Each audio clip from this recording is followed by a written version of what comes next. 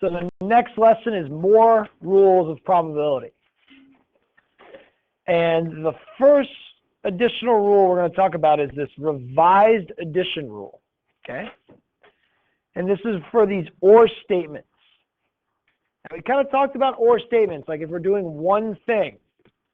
Like if we're rolling a die, one die once, the probability of rolling a 2 or an odd. Well, what you can do is add the outcome of you rolling a 2 plus all the outcomes of you rolling an odd, and you can add those probabilities. You have a 1 out of 6 chance of rolling a 2. You have a 3 out of 6 chance of rolling an odd. You have a total of 4 out of 6 chances to roll a 2 or an odd, right? It makes sense. Well, what if I said, what is the probability of rolling a 2 or an even?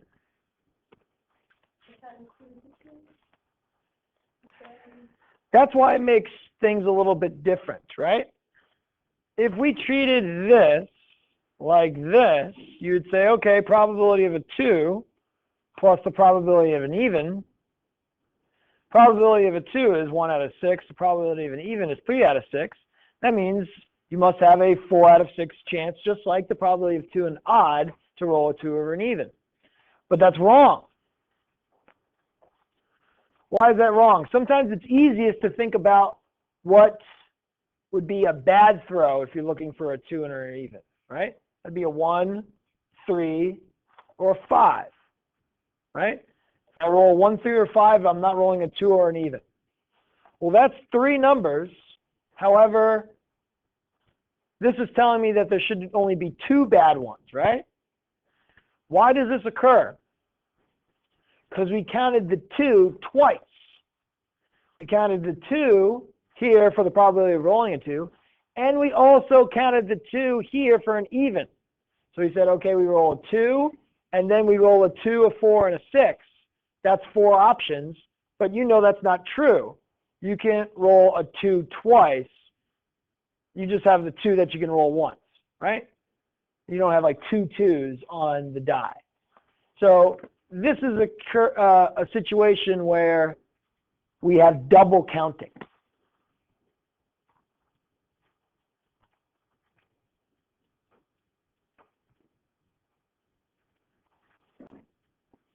So what you have to do is you have to subtract the probability that you are both 2 and an even, and that's just, you know, that 1, 2 that gets double counted. All of a sudden you go back to the 3 out of a 6 chance.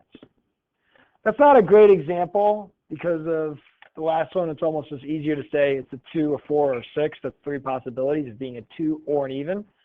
But another good example is using cards. And I'll show you the example using cards. It's the probability in one draw of a card from a deck of getting a red card or a jack. Right? A red card or a jack. You'd think, okay, how many red cards are there? How many red cards are in a deck? Does anybody know? That would be spades or like diamonds. Yes, 26. So half of the deck, which is 52 cards, is red. So 26 cards are red. So you'd say, okay, well, I have the 26 cards that are red. How many of the cards are jacks? How many jacks are there? 4, right? Right, but Mr. Funk, you know the catch, right? What's the catch? There's really only 2 extra cards that are jacks that are not red.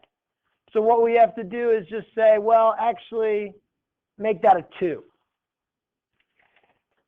The 4 minus the 2 counts for your 2 black jacks. This is the whole probability A plus the probability of B. Subtract out if you have anything that is double counted. This gets you that there are a total of 28 red cards or jacks in the deck. instead of 30. So it'd be 28 out of 52.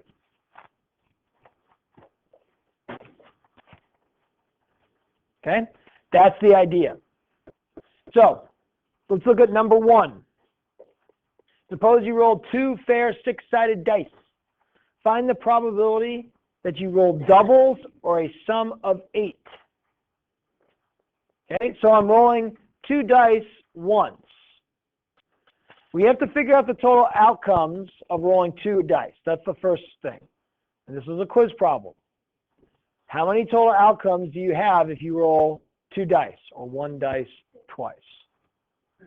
36 is correct, okay? So that means the denominator of an answer should be 36 before we simplify. Okay? You guys find the probability that you roll doubles or a sum of 8. Doubles is like 1, 1, 2, 2, 3, 3, 4, 4, 5, 5, 6, 6.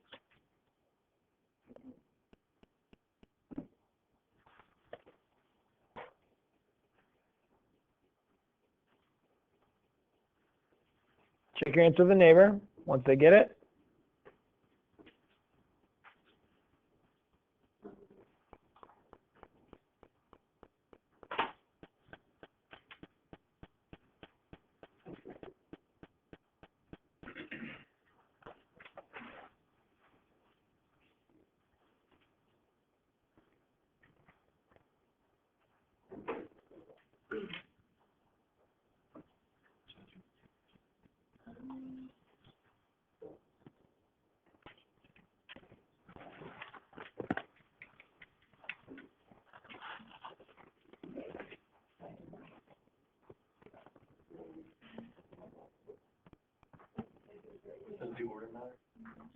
Yeah. But with doubles, it's just like, it doesn't matter. There's no other way. You can't roll 4, 4 twice. Yeah.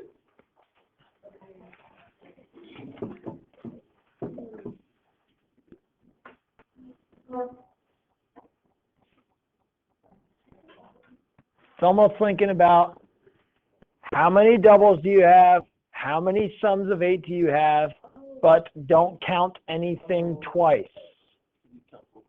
Because you would count 4, 4 twice if you thought about them separately. Wait, do we choose whether we want to say 3, 4, 4? No, they're different.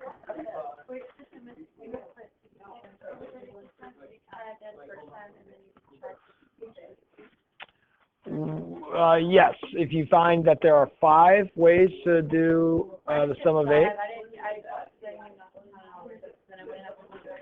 Well, let's think. 6, 2, 2, 6, 5, 3, 3, 5, and then 4, 4. So there are 5 ways to do it.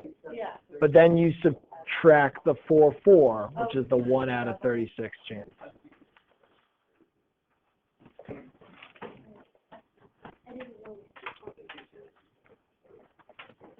There's 2 ways to do it. You can do it the long way like this using the entire formula, which is the probability that you roll doubles plus the probability that you have a sum of 8 and minus the doubles and the sum of 8. Or you can just think and you can say, okay, here are my doubles, 1, 1, 2, 2, 3, 3, 4, 4, 5, 5, 6, 6. And then what are my other possibilities besides those that I've already taken that could give me a sum of 8? Well, I got 6, 2, 2, 6, 5, 3, 3, 5. I could also have 4, 4, right? But I've already counted it here. 4, 4, right there. So that's it, 10. Another way to do it, you got the doubles plus your sum of 8, 6, 2, 2, 6, 5, 3, 3, 5, and then 4, 4. But then you say subtract out the 4, 4, which is that 1 chance.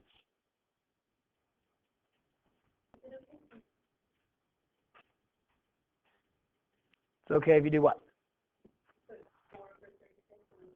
Yes, it's okay if you go just from 6 and then plus sum of 8, excluding doubles. For this example. This is 36, sorry. Giving you 6 plus 5 minus 1, which is 10 out of 36.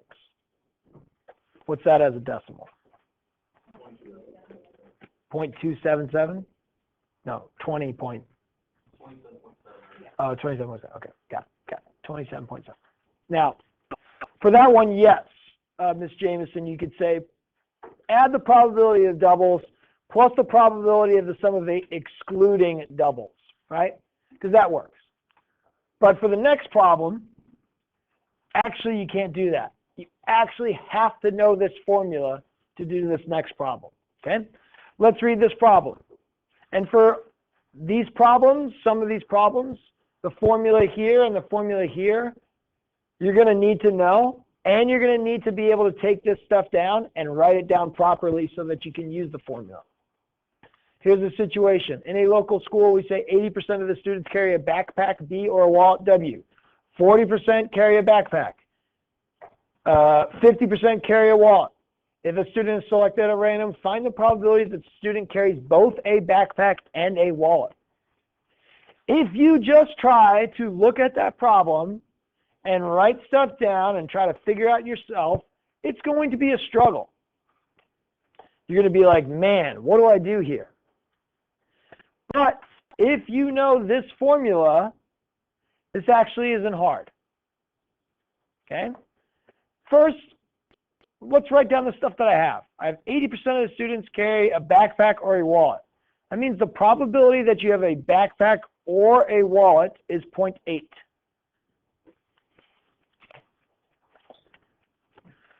%40 carry a backpack. Probability that you carry a backpack is 0.4. 50% carry a wallet. Probability that you carry a wallet equals 0.5. The question is, what is the probability that a student carries both a backpack and a wallet? So what I'm trying to find is the probability that we have a backpack and a wallet. I'm going to say, what does this equal?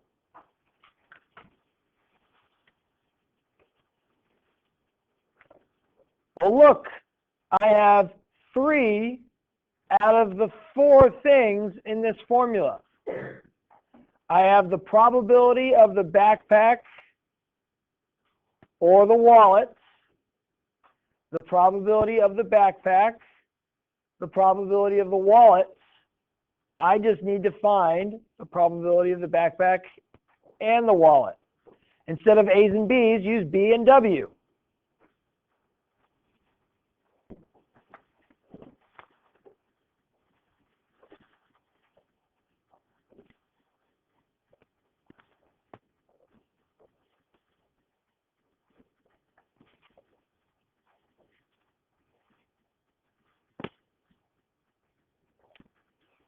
%80 have one or the other. 40% have the backpack. 50% have the wallet. Well, if 80% have one or the other, and we have 50% that have one and 40% have the other, that means 10% have to have both so that we can get to this 80%.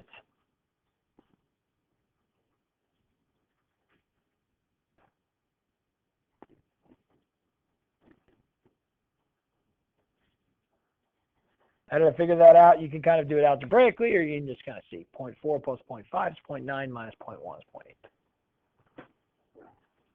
Okay? Any questions about that? All right. That's it for the additional rule revised. We're going to move on to this given rule. Now, this is kind of the most complex rule here. It's if an event occurs, what is the probability that something occurs while that event is occurring? The first example we're going to do is not 3. We're going to go to 4. We'll come back to 3. Okay? This is our new formula for this given. Okay? So, here is information and here's probability about car accidents in some city. I don't know where the city is, but it's some city. random city. Could be in Alaska. Could be in Russia. You guys ever see those YouTube videos of the Russian cars just always getting in an accident? That's crazy out there. It's cool. This might be in Russia, okay? All right. Here, we're split out into 4 different probabilities. The probability that you're going to get into an accident when it's raining. The probability that you're going to not get into an accident when it's raining. Probability that you're going to get in an accident if it's not raining. Probability if you're not going to get into an accident when it's not raining. So this is telling me that on any given day in this crazy city, you only have a 62.5% chance of not getting into an accident on a given day. Okay? If it's not raining. You add the no accidents of raining, and it's, it's 90. You know, that's not bad. Okay? What you can do is you can add up these columns, or you can add all 4 of these, and they'll equal 100%. You can add up the column here, this accident of raining and not raining will give you the probability of just an accident overall. So the probability of just an accident would equal 0.025 plus 0.015, which is 0.04. So in this city, there's a 4% chance you're going to get into an accident on any given trip. Fairly high, I would say. Now, if you add up this and this, the probability of just no accidents would be, the remainder. If this is 4%, if you add these 2 up, you'll find out that this is 96%. And you can do that math, 0.335 plus 0.625. You can do it for this column to figure out what percentage of the days in this city is it raining or not raining. Well, if I add up this, the 0.335 and the 0.025, this will be the probability that is raining on a given day in this city. This is 0.36.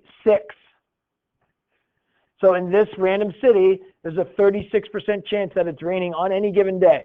Maybe we're in Seattle. I'm not sure. Then not raining would be the remainder. So that would be 6, 4. Okay. If I add up all 4 individually, I'll get 100%. If I add these 2 up, accident versus no accident, 100%. If I add these 2 up, 100%, right? Should make sense. Well, we're going to answer these first 2 questions, and that'll help us for this one and this one. Okay. What is the probability that it's raining? Well, we figured that out. It's 36%. Next one is, what is the probability of an accident? Well, we figured that out as well. Accident when it's raining versus not raining, add them together. We have a 4% chance of getting into an accident on any given trip. Okay, the given statements. Here's where this whole given conditional probability comes into play. The question is, what is the probability of an accident given its rating? Okay. What this statement does is it says, let's just look at this column and pretend that's all of the data points that we're looking at. Let's just not look at when it's raining. Let's just look at when it's not raining. Let's just look at when it's raining. Let's find the probability or the percentage of our trips that we get into an accident when it's raining. So it's almost like we just take out all of the not raining trips. We don't look at them. And we find the percentage of trips where we are going to get into an accident when it's raining. It could and should make sense, this formula. We want to figure out, well, we have a 0.025% chance overall that we're going to get into an accident and it's raining. And 36% of the time it's going to be raining. If we divide the 2, we kind of show our ratio of our accidents when it's raining. It's the probability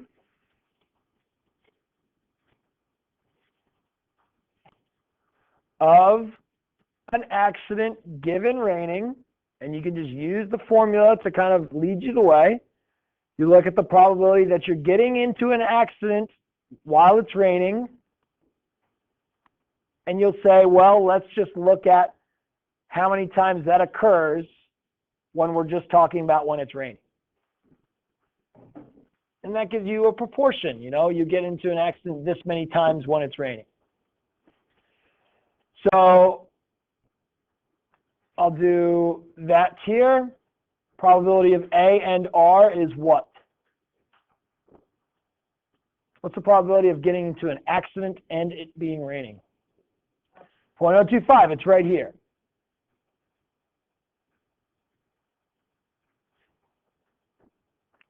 What is the probability of it raining? 0.36. Divide the two, what do we get?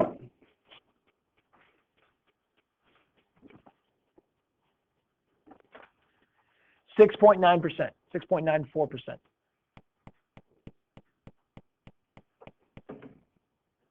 There's our answer. Now, is this higher than the probability of us getting into an accident in general? And it should be, right? Because we're getting into an accident only 4% of the time. But let's just talk about when it's raining. What's the probability of getting into an accident when it's raining? Well, it's going to be higher than just overall. Because overall, we're talking about when it's raining and not raining. Okay? So it's a little bit hard to explain and understand. I hope I did a decent job. Let's see if we can do D. Probability of an accident if it is not raining. You guys try to do that one and check your answers with a neighbor. I'll do D over here. Now, here's a quick hint. You see this if. Now, it's not of, it's not and, it's if. If is another kind of word for given. So if it is not raining, you could say the probability of an accident given not raining.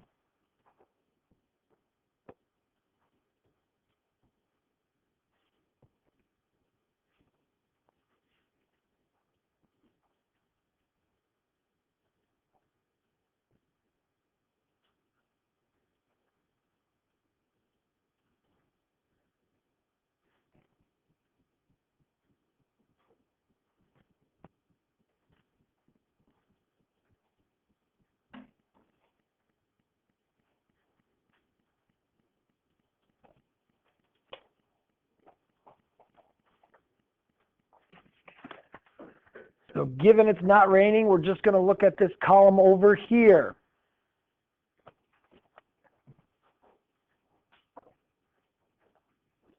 What do we get, Mr. Stones? Okay, do it, and then tell me what you get.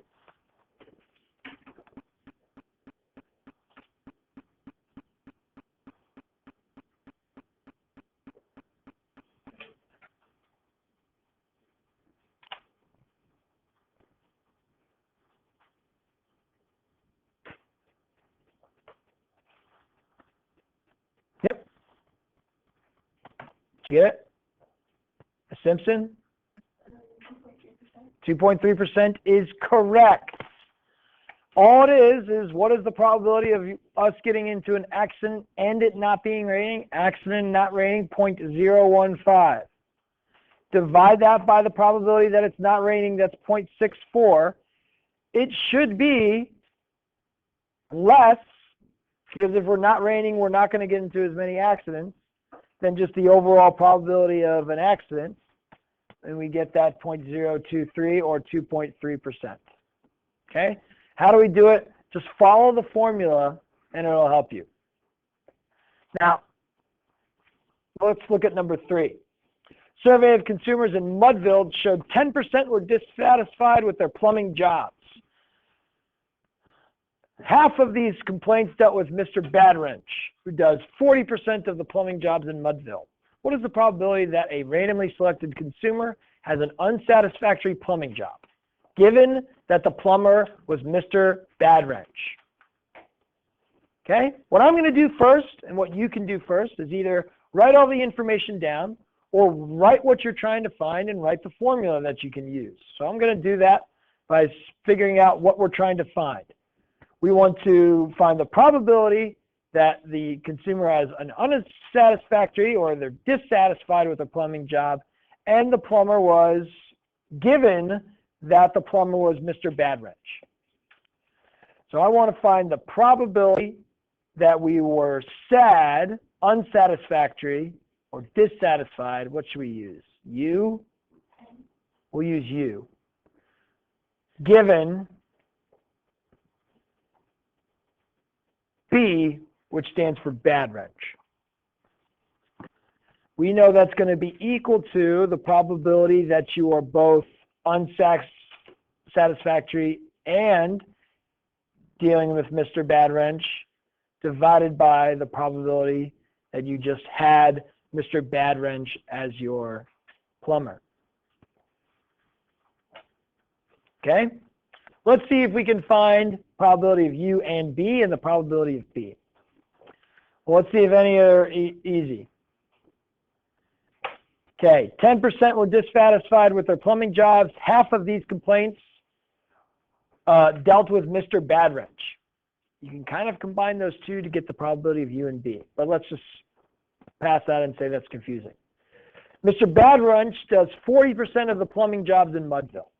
So we can say the probability that you are going to get Mr. Bad Wrench is 0.4.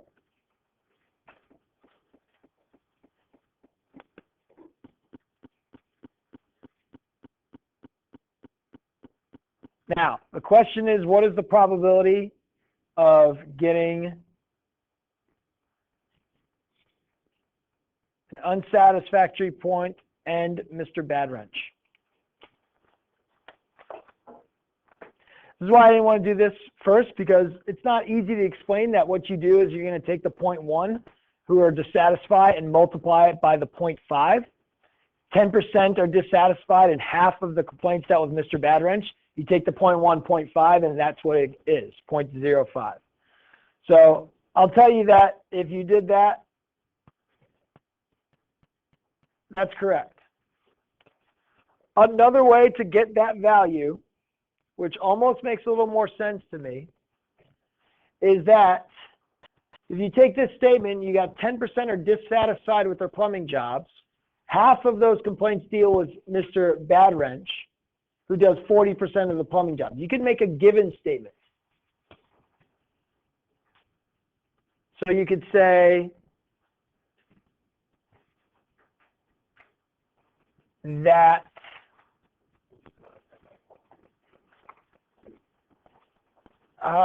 what did I do?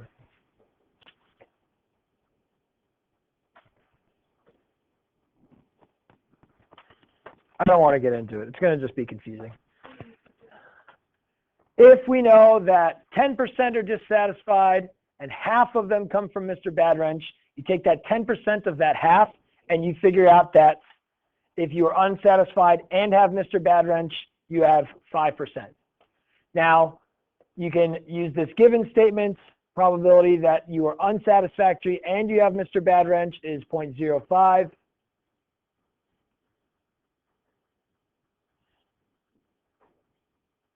And divide that by the probability that you have Mr. Bad Wrench is 0.4. 0.05 divided by the 0.4 is what? 12.5? Okay.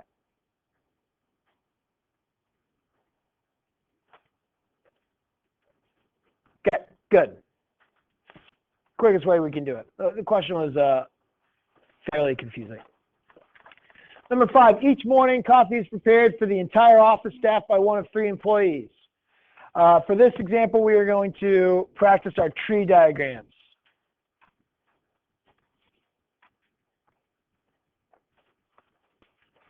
Okay, Karen arrives first. Coffee is prepared by one of 3 employees, depending on who arrives first at work. Karen arrives first 20% of the time. Gail and Barry are each the first to arrive on half of the remaining mornings. The probability that the coffee is bitter when prepared by Karen is 0.1. Corresponding probabilities when prepared by Gail and Barry are 0.2 and 0.3. Draw a probability tree to illustrate this situation.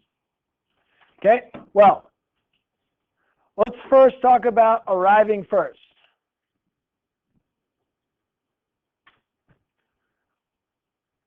We know that Karen arrives first 20% of the time. We're going to do a stem that goes to Karen. Karen arrives first. And I'm going to put her probability on the stem. I know that Gail and Barry arrive half of the other times. Well, if 20% is when how Karen gets there, what would be the percentage of the other two if they arrive half of the other times? So that means 80% of the time is going to be Gail or Barry. If Karen is 20% of the time, what would each of them be? 40. Thank you. 40% of the time would be Gail and Barry. This is our first tree. On a probability tree, each set of branches here, you add them up, they must total 1.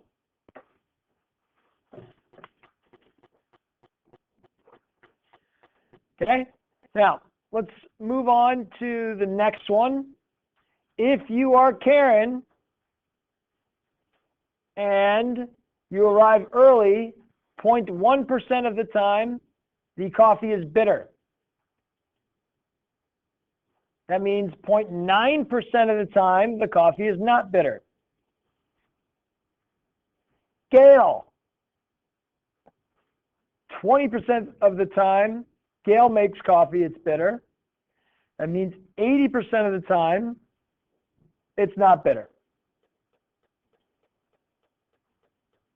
Barry, 30% of the time, it's going to be bitter. That means 70% of the time it's not bitter. Now you add these up, they don't equal 1. I would say this is the first set of branches. We'll see how we go from branches to leaves. This gives us our first option here. The probability that we are Karen and bitter coffee. We will multiply through the tree to get the leaves.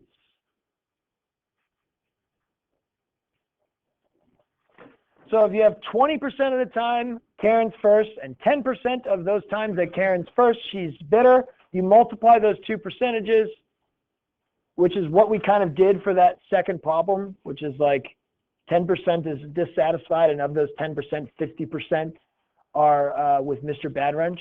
That's what we do here. The 0.2 times the 0.1 is the 0.02 probability of Karen and bitter. And we can keep going. The probability of Karen and not bitter would be 0.2 times 0.9, that's 0.18. Probability of Gail and bitter would be 0.08. Probability of Gail and not bitter would be 0.4 times 0.8, which is 0.32. The probability of Barry and bitter would be the 0.4 times the 0.3, 0.12. And the probability of Barry and not bitter would be 0.4 times 0.7, 0.28.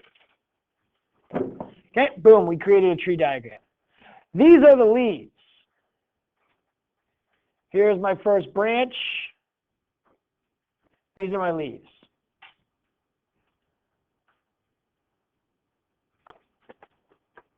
Multiply probabilities together, you'll get the ants.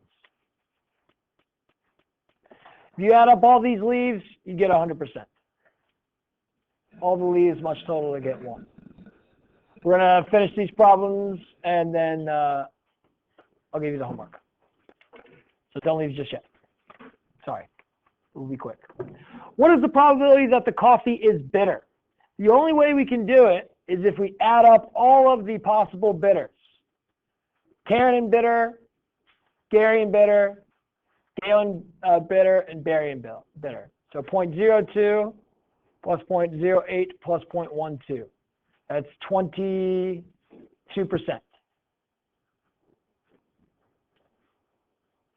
If you arrive one morning and find the coffee is bitter, what is the probability that it was prepared by Karen?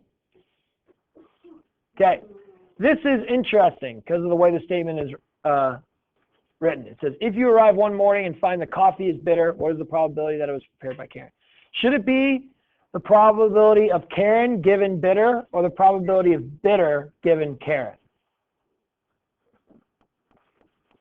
I arrive one morning and find the coffee is bitter. Am I given that Karen's arrived first, or am I given that the coffee is bitter? Coffee is bitter.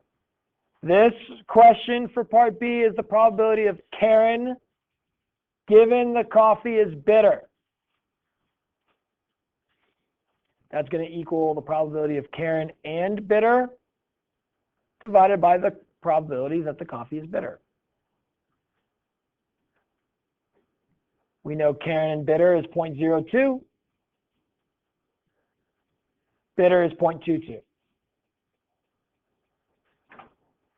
Final one, if we arrive one morning and find the coffee bitter, what is the probability that it's paired by berry? Well, this would be, what is the probability of berry given that it's bitter? Probability of berry and bitter divided by the probability that it's bitter. Berry and bitter is 0.12. Bitter is 0.22. Use your calculator to figure that out. And that's how it is. It's confusing. These are the toughest probability problems, especially because the questions are worded so differently every single time. Sometimes doesn't make sense. The problems are worded differently every single time. Sometimes they're easy to understand, sometimes they are not. Your homework is this packet.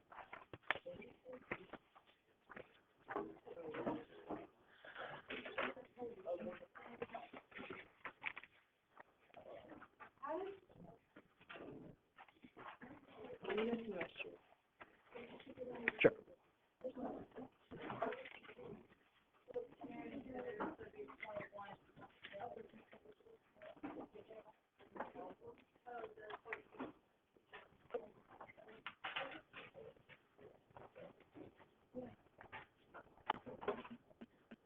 Going anywhere?